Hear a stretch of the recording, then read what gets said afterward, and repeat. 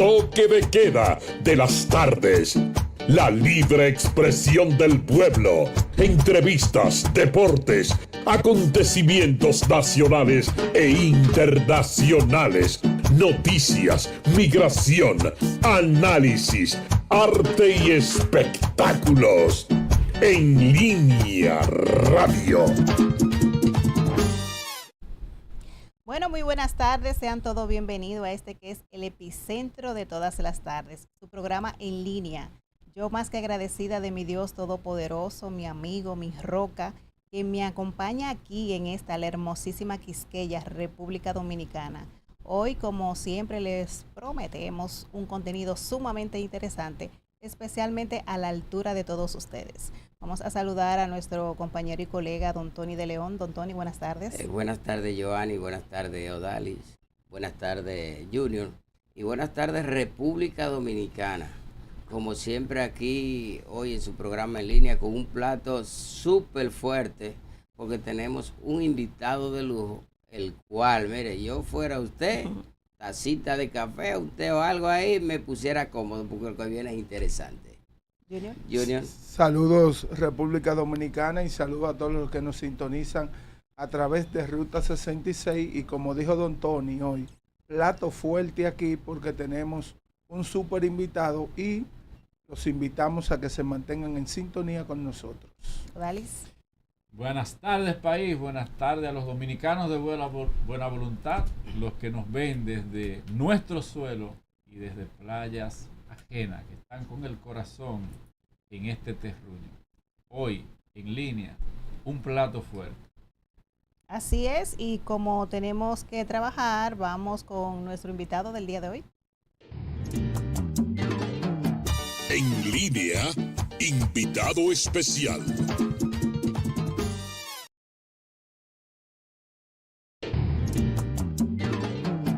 En línea, invitado especial.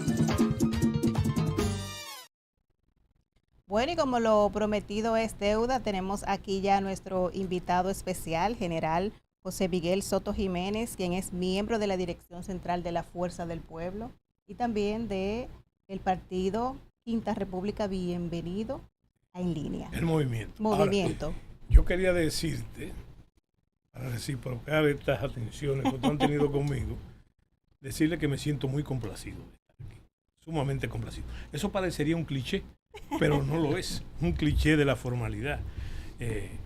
No puedo decir que es la primera vez que vengo, he estado en otras ocasiones, sí, aunque la localidad fue diferente, sí. La localidad ha sido diferente, pero la hospitalidad sí ha sido muy bien. Entonces, para ese público que ustedes han tenido en bien presentarme, les decido que el honrado soy yo. Me siento, vuelvo y repito, muy complacido. Y como moneda de intercambio, quiero darle un saludo a todos, muy dominicanista. Muchas gracias. Es mutuo. Es imposible tenerle a usted aquí y no hablar, como siempre, de los buenos materiales, los buenos ejemplares que usted siempre comparte con el equipo y también con nuestro público. Y para mí es un honor tener en mis manos un libro que sé que está lleno, súper lleno de momentos interesantes, porque nos dice que son relatos militares verídicos, que son cuento de guardia. Sí. General, ¿esto es una joya? Bueno, fíjate, yo siempre doy la misma explicación porque hace quizás 1 o 2 meses que lo pusimos en circulación. Decirle que eso no son mis memorias. ¿Verdad? No son mis memorias porque yo creo que falta todavía para escribir mi memoria, porque todavía daré mucha carpeta en lo que falta. Sí. Bueno, pero decirles sí que son estampas de mi carrera militar desde el principio, desde mi ingreso a las Fuerzas Armadas hasta el final en las Fuerzas Armadas, que fue mi gestión como ministro de las Fuerzas Armadas, pero comienza desde mucho antes.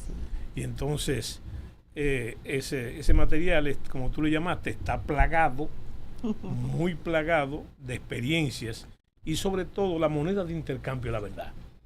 Es la verdad, porque de nada hace usted, ¿verdad? Especulando, distorsionando cosas, y eso tiene una ventaja, que como es mi recorrido por la vida militar, con sus diferentes estaciones, quiero decirle que no hay 2 o 3 testigos, hay miles de testigos que me acompañaron en esta, no sé si llamarle aventura, en esta experiencia vivencial única, porque tenemos que tomar en cuenta que las Fuerzas Armadas no son virtuosas en sí mismas, sino por el papel que cumplen, pero además decirles que es una forma de tener contacto directo con la dominicanidad, por los miles de personajes y tipos de esa dominicanidad que son la materia prima de las Fuerzas Armadas.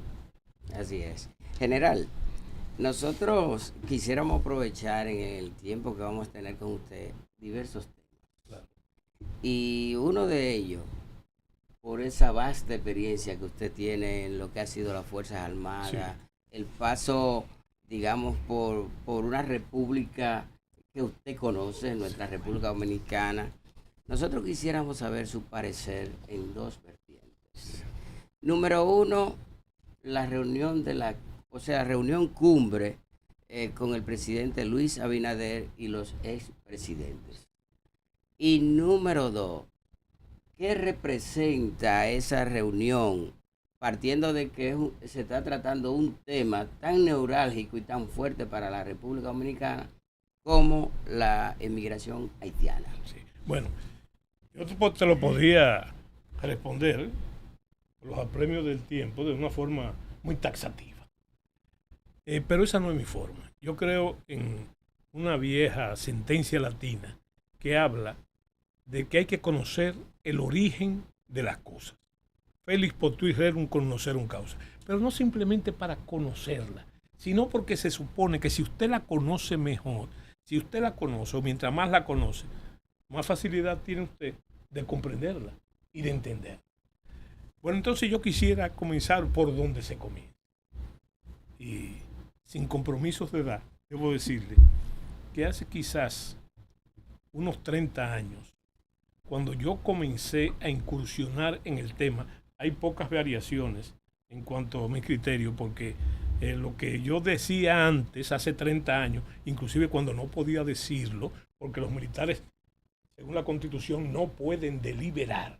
Pero yo de atrevido y de osado, no solamente lo decía, sino que lo escribía también.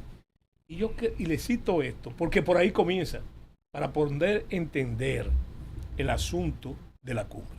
¿Qué era de las cosas que yo decía? Y aquí quiero hacer una digregación importante.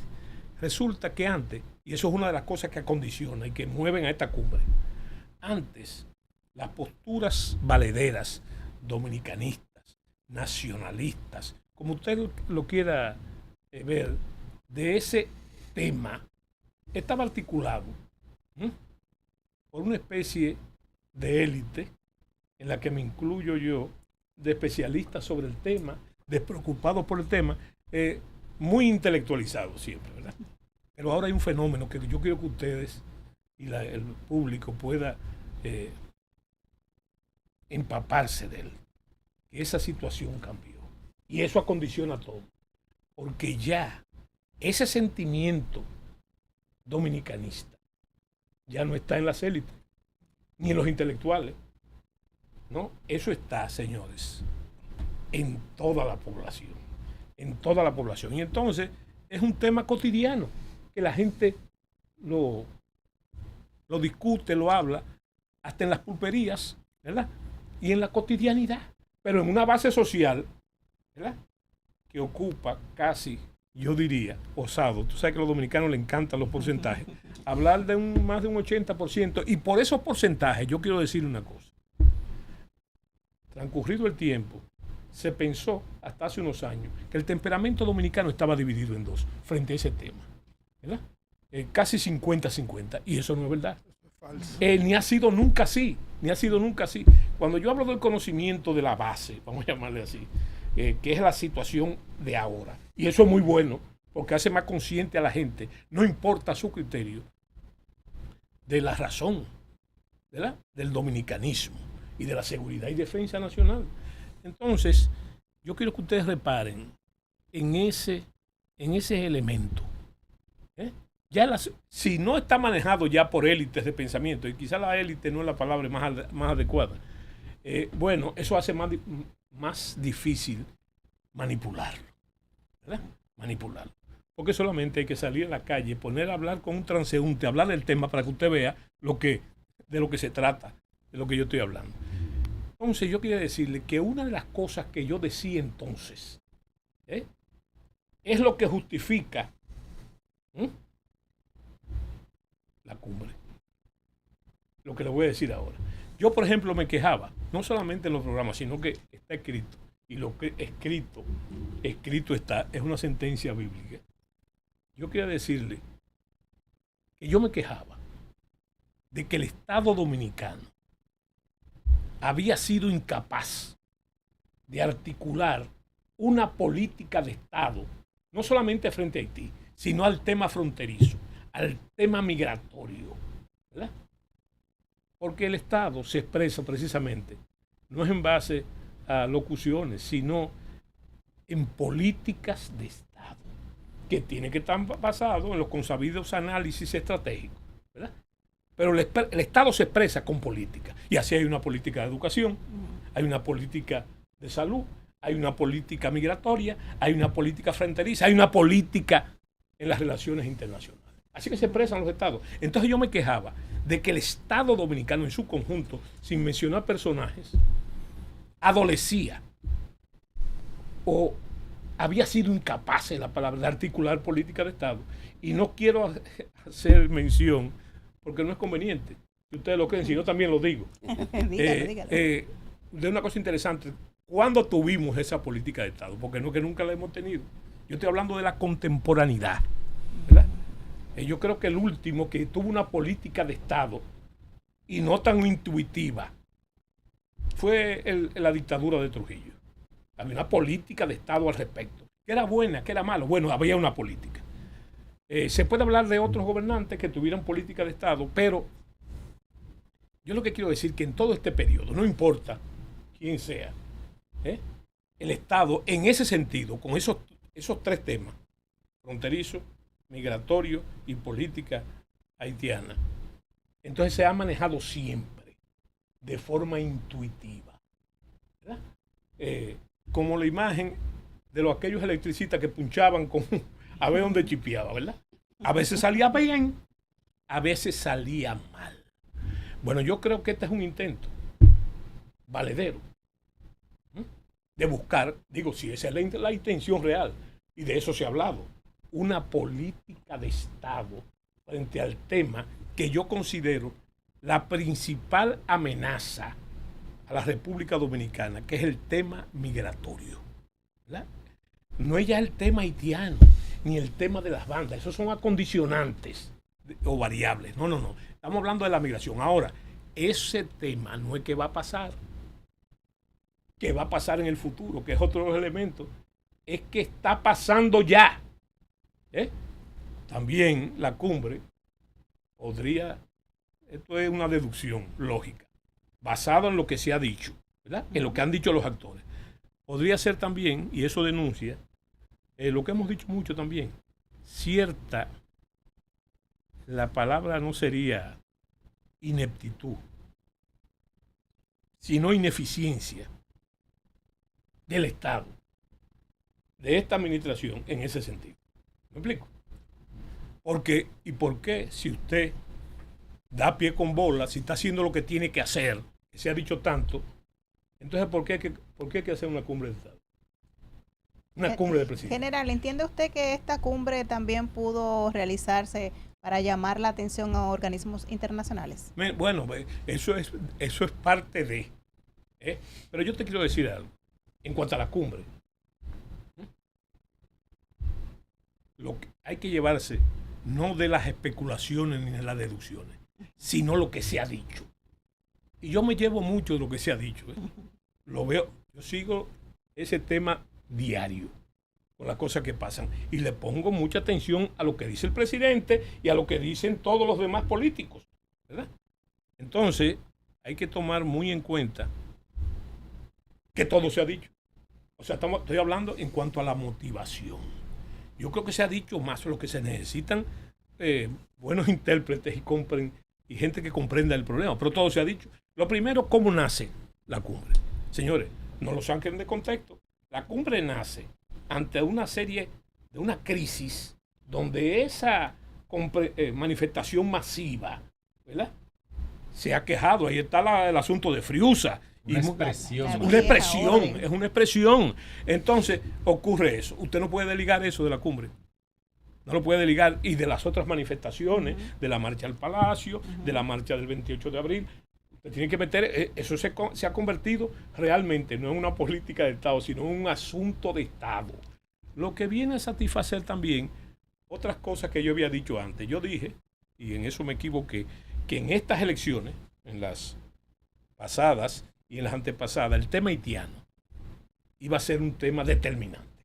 Bueno, resulta que no lo fue así, pero ahora sí parece que lo va a hacer, ¿eh? ¿Por qué? Porque, por eso que te he dicho, porque la base ha crecido, ¿verdad? Entonces, yo lo que te digo, se ha dicho todo. Lo que se necesita es buenas comprensiones. Por ejemplo, el origen. Bueno, la convocó el presidente Abinader, pero resulta que unas declaraciones del presidente de mi partido, que es la Fuerza del Pueblo, él expresó que él lo había sugerido, por escrito, y se habló de ese documento, sí, ¿verdad? Bueno, pero después de eso surgió otro problema que da pie, los problemas dan pie a explicaciones y a luz. Mira lo que pasó después. Después conocimos de que, y en eso coincidieron el presidente Fernández con el presidente Danilo Medina, que después de las 15 famosas medidas aquellas, si lo que se estaba buscando es que ellos ratificaran esa medida, no tenía sentido, sino que lo importante era una discusión en busca de una política de Estado al respecto. Bueno, entonces, primer elemento interesante, eso es lo que se ha dicho, ¿verdad? Después se discutió el asunto de la sede, porque tiene sus antecedentes. Ahí hay un famoso pacto nacional que se firmó, ¿verdad? Hubo gente que no lo firmaron. Pero general, al principio el presidente Fernández dijo que sí, que iba al Palacio. Y sí, luego, después del fin de semana, el presidente dice que no va. Pero hay un elemento. ¿Cuál es el elemento? Lo que te estoy diciendo. Que hay. ¿Cuál es la objeción? Está la disponibilidad. ¿Cuál es la objeción? Que él dice que si era para ratificar, ¿verdad?, esos 15 puntos, entonces ¿qué había que discutir? Eso era un hecho ya. Pero hay otro detalle que tiene sus antecedentes. ¿Cuáles son los antecedentes? Que se hizo un pacto de nación. Creo que hubo 3 partidos que no lo firmaron, que fue la Fuerza del Pueblo, el Partido Revolucionario Dominicano y el PLD. Se retiraron y con ello me retiré yo, ¿verdad?, que ya era un aliado de la Fuerza del Pueblo, ¿verdad? Todavía no había participado. Yo no soy un aliado ya. Yo soy miembro de ese partido, ¿verdad? General. Déjame concluir esta parte, por favor. No estoy haciendo ahora la dictadura de la palabra. Bueno, entonces, yo lo que quería decirte sobre esas cosas, sobre eso, ¿verdad? Hay que ver todo lo que se dijo. ¿Cuál fue el otro problema? La sede, ¿verdad? ¿Por qué surge la sede? Yo creo que apropiada, de las Fuerzas Armadas. Porque tanto Danilo Medina como el presidente Fernández coincidieron en decir que no era adecuado que fuera el Palacio Nacional. Creo que el presidente Mejía. El presidente Mejía, claro está, que eso refleja su temperamento y su espontaneidad, dijo públicamente sobre eso, dijo, yo voy hasta Gurabo. Si hay que ir a Gurabo, yo voy a Gurabo, ¿verdad? No. O sea que él no tenía sujeciones de ese tipo. Creo que el presidente Fernández sugirió en ese momento que fuera en el Departamento Social, en el CES, ¿verdad? Bueno, pero entonces surgió otro elemento interesante, que fue que se acordó entre ellos, ¿verdad?, en sus comunicaciones y en lo que se había dicho, que fueran las Fuerzas Armadas. ¿Pero para qué? Y eso ¿cómo te digo yo? Esclarece muchísimas cosas. Despolitizar. No. Ese es un elemento, una arista apropiada, ¿verdad? Que en ese sentido enviar un mensaje. Pero además se dijo también por qué. ¿Verdad? Lo dijo el presidente Fernández. El presidente Fernández dijo que se le había dicho, se le había comunicado que iba a ser en las Fuerzas Armadas porque se iban a tratar temas sensibles a la seguridad y la defensa de la República Dominicana, que es uno de los atributos constitucionales de las Fuerzas. O sea que simplemente no era un terreno neutro. Entonces, esa es una de las médulas del problema que no se ha dicho. O sea, en ese ballet hubo varias escenas. Y la primera escena, yo interpreto, es un hecho, que los 4 presidentes se reunieron a solas, ¿verdad? Y después de lo que se dijo ahí, que no se ha dicho, y eso explica lo de la sensibilidad. Entonces, los diferentes ramas de las Fuerzas Armadas, instituciones, incluyendo Migración e incluyendo a Cancillería, entonces dieron datos que no eran, no sé si había datos secretos ahí, pero esos datos, ¿verdad? Por ejemplo, lo del número de deportados, se manejaron esas cosas. De todas maneras, desde el punto de vista historicista o histórico, es la primera vez que se hace un esfuerzo de esa naturaleza. Me gusta que es particular, y es eso, una política de Estado, ¿verdad? Una política de Estado que ya yo había denunciado hace mucho tiempo que el Estado era incapaz de articular. Si es para eso, entonces es interesante. Pero también, vuelvo y repito, eso deja sobre el tapete que lo que se ha hecho, ¿verdad?, hasta ese momento, con sus virtudes y sus miserias, entonces es necesaria esa política. General, sí. Los expresidentes manejan, tienen acceso a informaciones sensibles, a informaciones que no la maneja todo el mundo en la población. Y antes de la convocatoria a la cumbre tuvimos acontecimientos en Haití, la visita del canciller en Haití, y 2 semanas después viene a la República Dominicana. ¿Estaría coincidiendo ese sentimiento de ese liderazgo representado en los expresidentes en una realidad que es de mayor riesgo que el que pudiera estar en la imaginación del dominicano cotidiano? Bueno, yo creo que tú, con mucha delicadeza, te estás metiendo, ¿verdad?, en un tema fundamentalmente político, de política, de macropolítica y de política interna. Pero yo te lo voy a responder, no sin antes hacerte la salvedad de por qué los 4 presidentes. No es una coincidencia vivencial y cronológica de que tengamos 4 presidentes. En una ocasión llegamos a tener 5 presidentes vivos y no se produjo, contando los electos por la voluntad popular, los elegidos por la voluntad popular, y no se produjo esa cumbre. Ahora, mucho se ha dicho en función de eso, ¿verdad?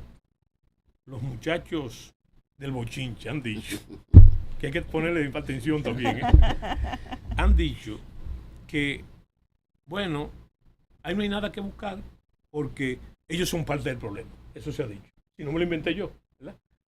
Pero hay que comprender una cosa. Hay que comprender algo.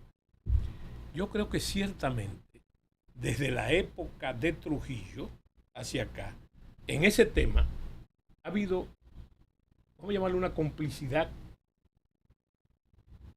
colectiva. Pero solamente vemos lo malo. También hubo momentos clarividentes de esas políticas. Pero es simple. A mí me enseñaron en la escuela de guerra, oigan esta frase para que la estudien, que esos son argumentos que no se pueden argumentar. Porque me enseñaron una frase famosa que dice que el buen juicio viene de la experiencia y la experiencia del mal juicio.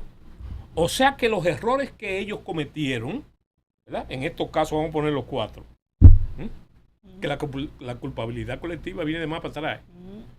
Entonces, sirvieron a esa posición que cada uno de ellos tiene ahora, ¿verdad? Porque el buen juicio viene de la experiencia y la experiencia del mal juicio. Y, en sentido general, esa experiencia es la que se convoca ahí para buscar, para estructurar una política de Estado. Hay un elemento, tú hablaste de cosas que pasaron antes de, muy bien, pero también pasaron cosas internas antes de. Por ejemplo, es bueno que se sepa, para que tú, y eso refleja el espíritu de la misma cumbre y el cuidado con que se está tratando para que no salga mal. Óyeme, déjame decirte esto, otra cosa que tiene que ver con ustedes. Cada presidente llevó un equipo de comunicaciones días antes de la cumbre, ¿verdad? Días antes. ¿Para qué? Para defender las posiciones, no, sino para cuidar lo que se iba a decir de ahí, que no fuera a lastimar, ¿verdad? ¿Cómo llamar? La confidencialidad, la línea política de eso. Entonces, aún lo que salió a la prensa fue algo, ¿cómo llamarle? Colegiado. General, hace 20 años aproximadamente que usted fue uno de los que promovió siempre la defensa con el tema fronterizo. Sí. Y mantuvo una postura, como usted lo acaba de decir, que dijo cosas que quizás no debió decir, claro, porque tenía una postura firme sobre el tema de la frontera. Ahora en la actualidad, ¿qué piensa usted que hace falta, que se necesita para continuar firme con el tema fronterizo? Mira, tú por delicadeza estás brincando una cosa. Estás brincando una cosa que no solamente fue lo que yo dije, lo que vi. Yo ejercí el mando. Sí, que lo vivió. Claro. No, entonces, por eso le hablo, fíjate, de 20 años, porque usted lo vivió. Hay estaciones diferentes de mi ejercicio de mando. Todo el mundo habla de la Secretaría de la Fuerza Armada, pero yo fui comandante de brigada ahí en la 4ª Brigada en Mao. Sí. Tuve responsabilidad fronteriza y anterior a eso, como director de operaciones, siempre traté de aterrizar mis conceptos. Pero claro. Entonces, fíjate,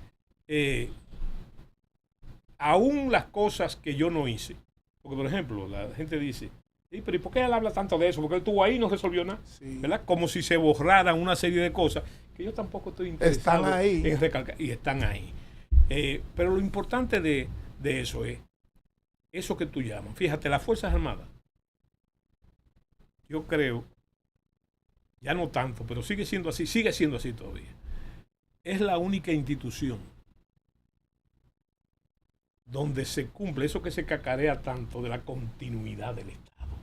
Por una razón lógica, no doctrinal ni nada, sino porque los presidentes, para colocar los jefes militares, tienen que haber, claro, eso que nosotros llamamos llavadura, afectos, relaciones, lo que sea. Pero los presidentes que entran no se pueden inventar los jefes militares. Tienen que escogerlo entre, por lo menos, oficiales que hayan hecho carrera. Y eso presupone la carrera, no solamente la escuela, sino también el nivel de experiencia en el comando de unidades, en el ejercicio de funciones, etc. Y entonces tiene que darse esa continuidad. Y bueno, entonces, es un problema que, ante lo que tú me preguntas, yo te digo a ti, yo no creo, ni pongo en duda. Hay que hablar por los mandos, ¿verdad? Que los actuales mandos militares estén fuera de foco. Yo creo que están cumpliendo con su deber. Y ahí tenemos mucha cancha. Porque van a decir, bueno, ¿y esa corrupción qué pasa en la frontera? Yo he dicho que sí, que hay corrupción. Siempre la ha habido. Es más, peor aún. La hay en todas las fronteras del mundo. Con los mismos ilícitos. El tráfico de armas, el tráfico de personas, el tráfico de droga, el tráfico de todo, ¿verdad? Pero hay un elemento que yo no solamente estoy diciendo eso por mi papel de militar retirado y tan ligado a las instituciones. Yo lo estoy ni siquiera en defensa de ellos, sino de la realidad. Mira. Pero general, para que déjeme darle este chingue. Déjame terminar. No, espérate, que si no termino hay problema. Okay. Sí, no hay problema contigo, digo yo que hay problema. Está bien, para comprenderlo, yo lo que te digo es, fíjate cuál era la postura. Cuando yo ingresé a las Fuerzas Armadas, ¿verdad? Lo que hoy se llama impunidad. Tú sabes lo que es, que había ilícitos que cometían miembros de las Fuerzas Armadas y hasta jefes militares, lo que sea, que se tapaban. No se sabía. ¿Me entiendes? No se sabía. Eso fue evolucionando a la medida que fue evolucionando la institución y la democracia, ¿verdad? Pero ¿qué sucede? Yo creo que ustedes reparen una cosa que no me lo estoy inventando yo, ¿verdad? ¿Tú sabes lo que es? Señores, ustedes han calculado que cada uno de los militares y civiles que están involucrados en el tráfico ese pernicioso a la nación son escondidos. Creo que no. No, busca los medios para que tú veas, ¿verdad? Es más, se ha hecho notorio, y casi es medio relajo, que no es tan relajo, que hay carros que agarran, o vehículos, un Volkswagen donde hay 10 personas metidas. Ya está 18. Ya está 18, ¿verdad? Y eso, ahora, ¿se ha escondido eso? No, al contrario, se publicita. Sí, pero pero algo peor. El régimen de consecuencias. No, el régimen de consecuencias. ¿Cuál es el régimen de consecuencias? Ahí estamos. ¿Tú sabes lo que está pasando? En lo que corresponde a las Fuerzas Armadas, lo primero es que esa gente son inmediatamente, no solamente castigados por el reglamento militar disciplinario, sino que son sometidos a la justicia. ¿Tú sabes cuál es el problema? La bola está en otra cancha. O ustedes no saben que hay un proyecto de ley o varios proyectos de leyes para en el Código Penal aumentar las penalidades a esos casos perniciosos. Bueno, entonces, fíjate, otro detalle sobre eso mismo. Señores, diariamente busquen en la prensa, ¿verdad? En la prensa, la cantidad. Nosotros nos enfocamos siempre a la gravedad de la migración ilegal, ¿verdad? Del trasiego de ilegales. Pero señores, busquen la cantidad de armas, de drogas, de cigarrillos, Pero de bebidas. en esta semana acaban de agarrar un camión en forma de cargador Pero de gas. que eso no es excepcional. Cargado de Eso no es marihuana. excepcional. Eso pasa frecuentemente todos los días. Es más, yo creo que la gente ya, ¿verdad?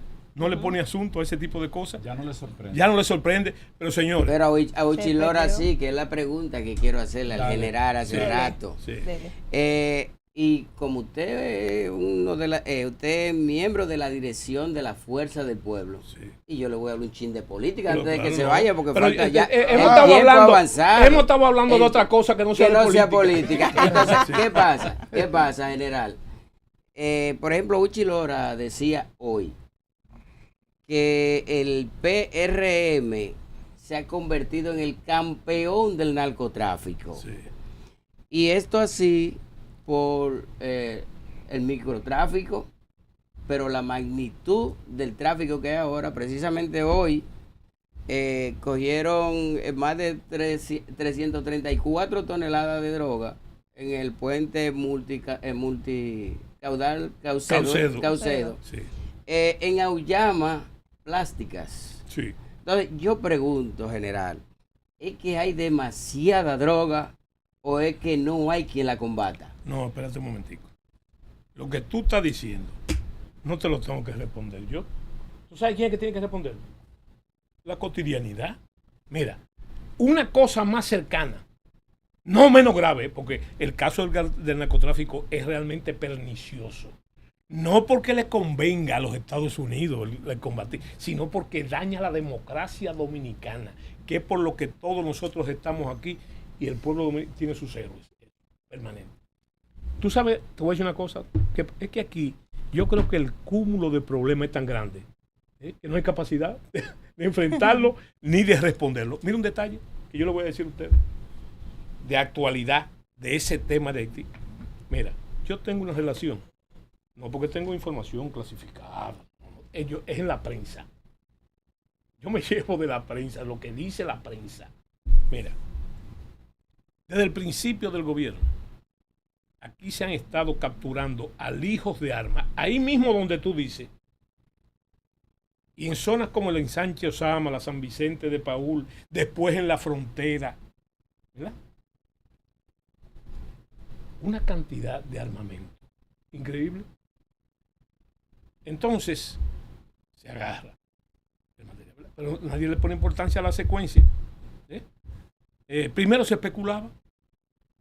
Creo que eso era vivas de tránsito, que bueno, iban de tránsito. Pero la del ensanche Osama, la de la parte este, que se agarraron varios alijos de armas de guerra. Era también... En Santiago también. No solamente en Santiago. Mira, en la frontera, de este lado, en Jimaní. Y después se agarraron varios, dentro del territorio haitiano, acabado de cruzar de aquí. ¿Verdad? Sí. Eso, yo no sé si fue que se... Bueno, pero señores, hubo un caso grave, que no sé cuál ha sido el destino. Unas armas de la Policía Nacional, ¿verdad?, que aparecieron en Haití. Ah, sí. Creo que AK-47 o algo así. Bueno, entonces lo que les digo es que con ese ilícito, el tráfico, pero que eso es parte del problema, porque ya sabemos que parte de las armas que tienen las bandas, las famosas bandas, el origen es norteamericano. Básicamente sabemos que viene de las áreas de la Florida, Miami, qué sé yo qué, ¿verdad? Toca territorio dominicano y se va a Haití y van a parar a manos de las bandas. Pero no es que no me lo estoy inventando. Si usted ve la foto de los bandoleros, si usted ve la foto, usted identifica. Por ejemplo, yo como militar, digo, ese es un M16, yo puedo identificarlo. ¿Me entiendes? Claro. Entonces, ese es el trasiego de armas. En cuanto a la droga, hay que saber que en la frontera existen lo que se llaman en México y Estados Unidos los caminos verdes. Que a propósito, los caminos verdes son los mismos que usan los ilegales también. Fronteras imaginarias, sí, es lo mismo. Claro, claro. Pero yo digo que primero pasan por nuestras fronteras interiores. Sí. ¿Me entiendes? Entonces, yo lo que te digo a ti es que en algún sitio, en algún lugar,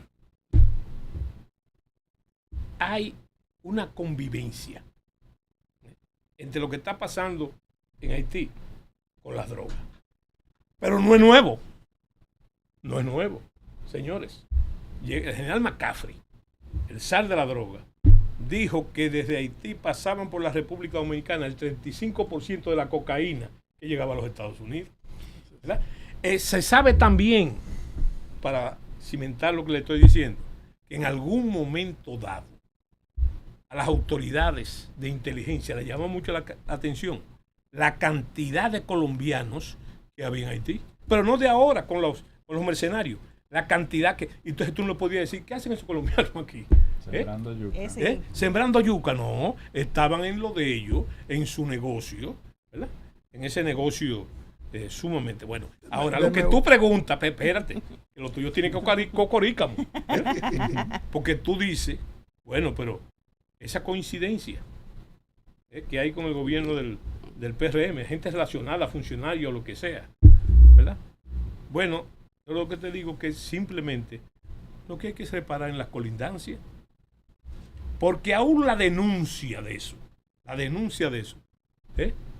recuérdense de lo que establecían los romanos, lo escrito está. Así es. Eso es así. Verba volan, las palabras vuelan, ¿verdad? Y lo escrito permanece. Entonces, siempre. lo que hay que simplemente reparar en esas colindancias. Ahora, eso no quiere decir, desde el punto de vista penal, que se está discutiendo eso ahora.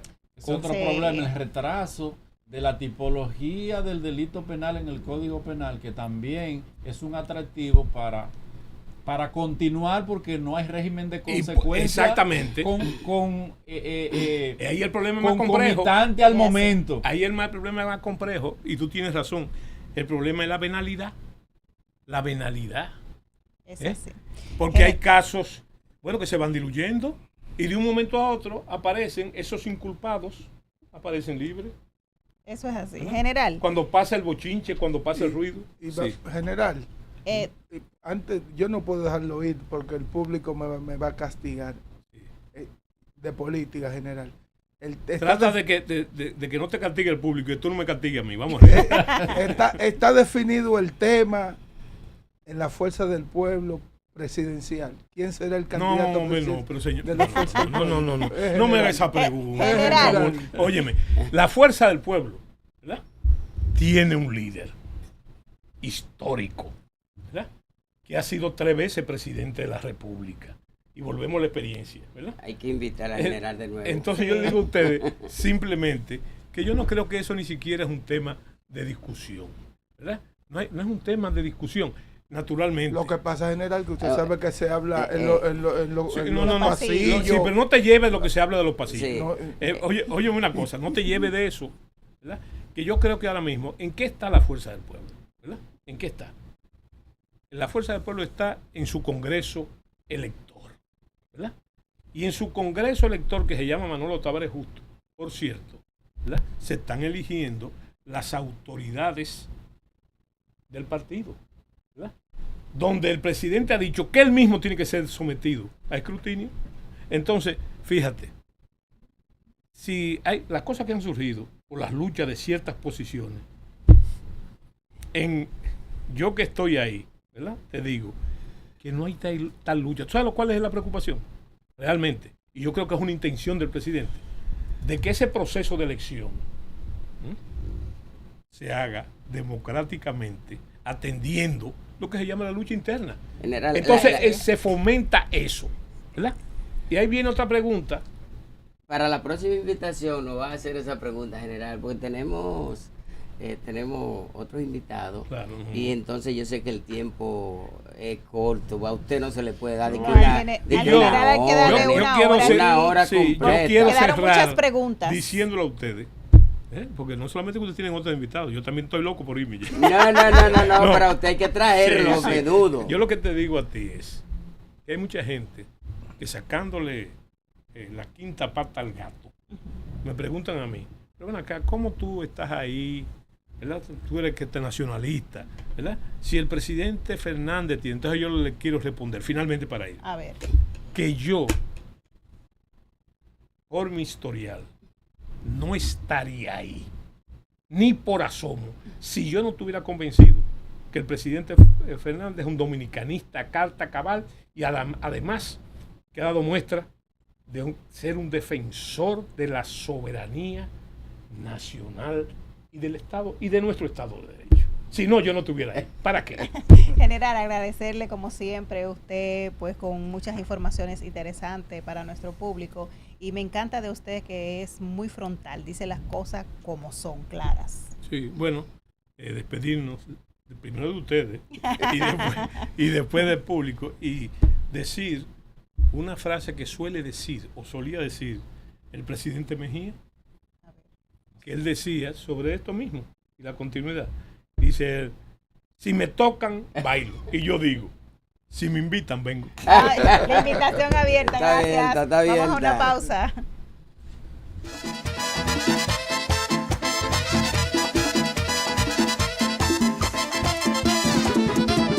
Estamos en línea.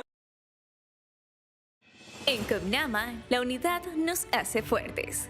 Más de 5 décadas trabajando juntos, construyendo un futuro sólido para todos nuestros socios. Nuestro Programa Nacional de Becas ha transformado sueños en realidades. Más de 1.800 hijos de socios han alcanzado sus metas, abriéndoles puertas a un futuro lleno de oportunidades. Con Copnamin y Copnamina sembramos la semilla del ahorro en los más pequeños, enseñándoles que cada moneda es un paso hacia sus propios sueños. En Copnama, más que una cooperativa, somos una familia, creciendo juntos hacia un futuro mejor. Copnama, un esfuerzo colectivo del Magisterio Nacional.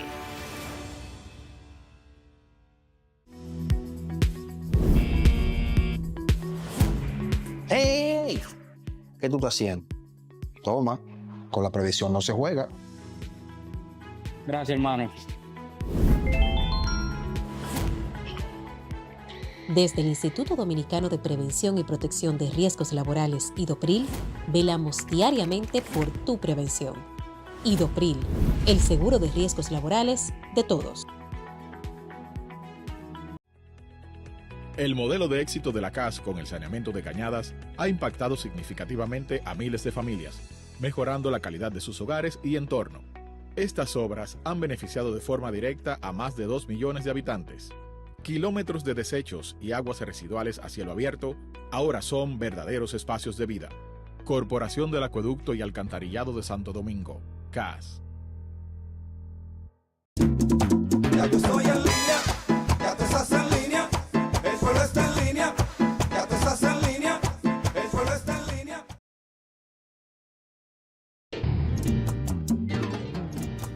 En línea, nuestra entrevista central. Bueno, continuamos aquí en este su espacio en línea y tenemos ya aquí nuestra entrevista central, y para eso nos acompaña Winston Marte, quien es especialista en economía agrícola. Bienvenido en línea. Muchas gracias por la invitación, un placer estar aquí con ustedes. Bueno, para nosotros es un honor tenerle aquí en nuestro programa y conocer un poquito de algo que nos aqueja en nuestro país, que es la agricultura. Sí, no, que la agricultura no pega cada día porque es una de ahí es que sale nuestra canasta básica y hemos visto que en los últimos años, sea por el tema de la COVID, sea por el tema de la guerra Ucrania-Rusia, por el motivo que sea, pues nos está tratando de una manera un poquito como pesadita. ¿A qué se debe y por qué no hay como una estabilidad que pueda, especialmente a nosotras, las amas de casa, poder recibir estos rubros a nuestros bolsillos más cómodos? Bueno, tal como usted señala, en principio, en 2021, 2022, los efectos de la pandemia y del conflicto bélico entre Rusia y Ucrania afectaron los precios de los insumos básicos de producción, como el precio de los fertilizantes, ¿no? Y de la materia prima necesaria para la fabricación de los fertilizantes, del maíz, de la soya, del trigo, además, que son componentes fundamentales para elaborar alimentos concentrados que a su vez se usan para la producción de carne de pollo, de carne de cerdo y en menor medida para la producción de carne de res. Entonces, eso sí afectó de manera importante los costos de producción en la República Dominicana. Pero luego esos precios se estabilizaron, bajaron, volvieron prácticamente a los niveles prepandemia. Actualmente están muy cercanos a los precios que se registraban antes de la pandemia. De manera tal que no se explica las razones por las cuales aún persisten los alimentos, los precios de los alimentos a tan altos niveles. Nosotros entendemos y hemos analizado que una de las razones es que las políticas públicas de apoyo al campo no han sido efectivas. Y lo decimos porque si fueran efectivas, entonces los resultados fueran otros. Pienso que ha habido deficiencia en las políticas públicas de apoyo a los productores para que puedan aumentar la producción. Por ejemplo, para mí es una antítesis ver que una libra de batata cueste 40 pesos. ¿Por qué? Este es un país donde la batata se puede cultivar en cualquier sitio y es un cultivo muy fácil, muy rústico, no hay que tener gran conocimiento, pero para que eso se dé los productores tienen que recibir apoyo como por ejemplo ayudarlo con la preparación de la tierra, con la donación de la habana de batata para que el bejuco, para que puedan los productores sembrarlo y sobre todo porque la mayoría de los productores de este rubro, como por ejemplo, son pequeñitos productores que no tienen ingresos suficientes para cubrir en muchos casos este tipo de costos. Igual pasa con la yuca y otros víveres, de manera que eso es un solo ejemplo. Y por ejemplo, además, el año pasado no hubo operativo de preparación de suelos, de preparación de tierra, que eso se hace desde que yo tengo conocimiento como de 1960 para acá. Wow. Todos los años, en los periodos cercanos a agosto, septiembre, para aprovechar las lluvias de octubre y que se puedan sembrar muchos cultivos que en los campos requieren de la lluvia y que no tienen un riego suficiente. De manera que las políticas públicas de apoyo al campo no han sido efectivos y entonces esa es una de las razones por las cuales los precios de los alimentos se han incrementado significativamente. Okay. Sí, Wilton, vemos muchas quejas de los productores en el sentido de la falta de apoyo del gobierno. ¿Tú qué puedes más o menos decirnos respecto a esto? Bueno, eso se manifiesta en muchas vertientes. Por ejemplo, hasta los productores de chivos se quejan porque han permitido la entrada de chivos de Haití y entonces eso ha deprimido los precios a nivel de las zonas productoras. Hay muchas quejas porque los apoyos, por ejemplo, con el crédito, no han sido efectivos. Se habla de que hay mucho crédito, pero cuando usted le pregunta a los productores humildes, realmente el crédito no le llega. Entonces, si no le llega, pues ya no puede realizar sus inversiones para poder producir de manera efectiva. Mira, por ejemplo, los productores de banano de la línea noroeste, de Montecristi, de Valverde y de Asua principalmente, que el banano era el principal rubro de exportación de la República Dominicana. Nosotros llegamos a exportar 363 millones de dólares en 2021 de banano, y el año pasado se exportaron apenas 185 millones de dólares. Eso es una caída del 49%. 178 millones de dólares menos. Habían registrado cerca de 1.800 productores, ya 500 quebraron. Tuvieron que salir de la actividad por los altos costos de producción, por un lado, crédito no efectivo, no dirigido a la introducción de tecnología como sistemas de riego por goteo, que aumentan la productividad, una política migratoria no efectiva, es decir, los productores bananeros ayudan a regularizar los trabajadores haitianos, y una vez tienen un estatus migratorio regular en la República Dominicana, entonces se le van a trabajar para Bávaro, para Punta Cana, para otros sitios, mejores dividendos, después de haber hecho una inversión. Pero no crea que se le paga mal, porque el banano es un rubro que se sujeta a las reglas de la Unión Europea en términos de el trato que se le debe dar a los trabajadores, de buenas prácticas agrícolas, etcétera, etcétera. Incluso tienen que pagarle su seguridad social, tienen que tener seguro médico, un salario mínimo alrededor de los 25,000 pesos.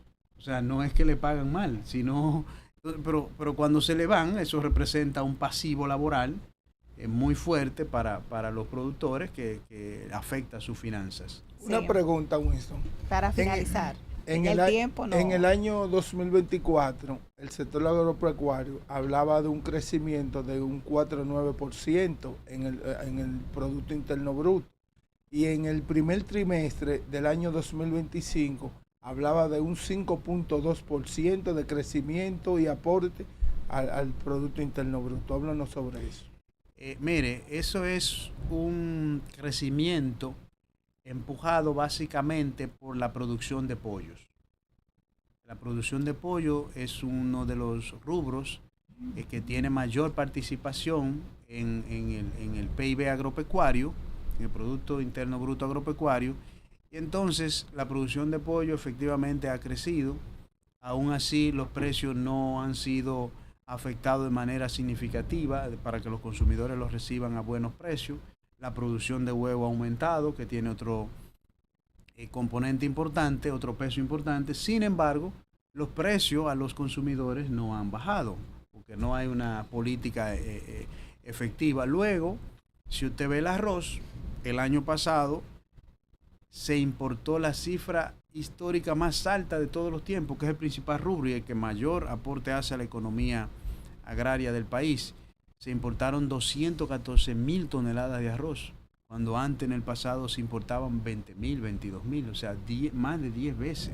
Okay. De manera que estamos perdiendo soberanía alimentaria en ese sentido. Winston, nosotros vamos a extenderle nuevamente la invitación porque quedaron muchas preguntas por realizar.